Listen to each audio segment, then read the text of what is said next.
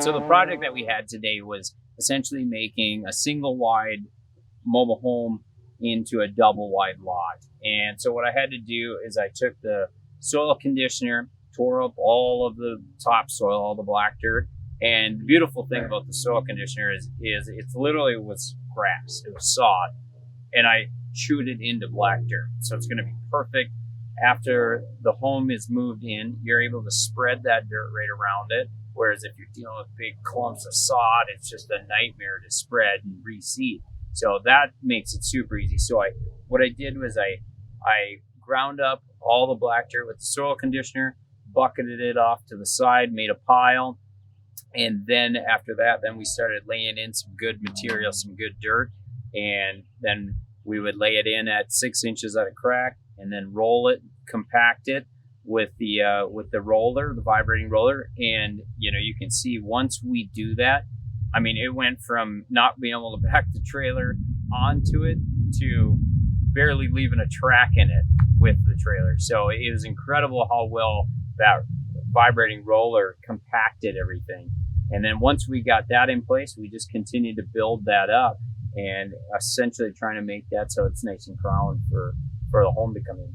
You mentioned that an alternative tool was to use a plate compactor. How much time do you think this saved you over that method? Thinking about the other way to compact the dirt would be a plate compactor, and I've done that before. And I mean, a plate compactor, you were talking, you got about 18 inches or maybe 2 feet at the most. And it's at crawling speed, back and forth and back and forth.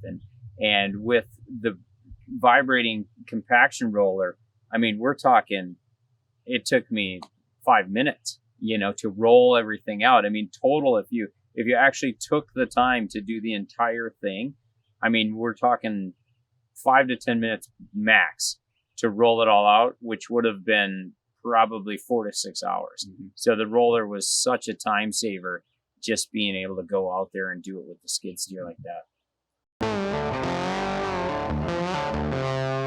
As far as the project goes here with the different lifts that we did, the different layers of gravel, speak a little bit about how many layers we did and how many times you went over with the roller. Yep.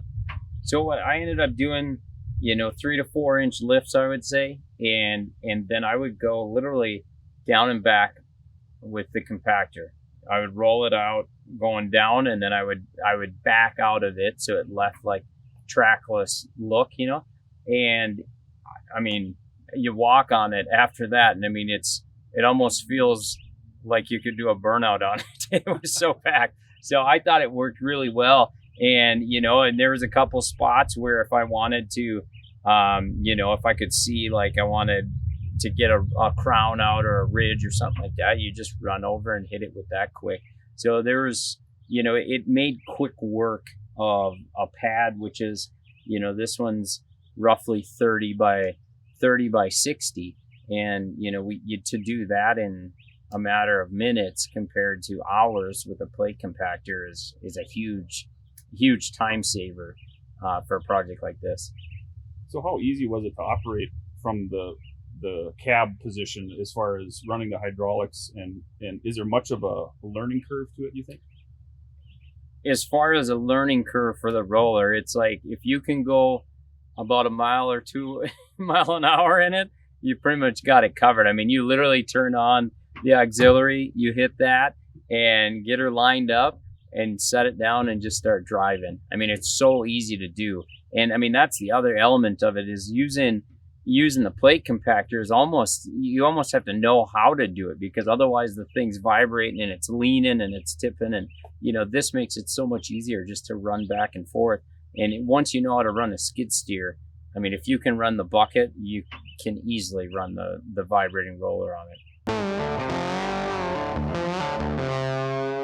We talked a little bit about the amount of equipment that you could fit on one trailer load. The compact size and nature of the equipment really lends itself to quick turnarounds. You can get in and out of job sites. How do you think that compared for this job as far as the time moving equipment around? That was one of the best parts about being able to have all the attachments for the skid steer, is I literally came over here with one trailer. I literally had soil conditioner, roller, bucket, and I was able to bring all that stuff on one trailer, one trip. Now, if you had a longer trip, all of a sudden that becomes even more critical, because you're talking, if you've got an hour-long drive to your project, to your job site, and you have to make multiple trips because you've got a roller and you've got, a piece of equipment for each of them.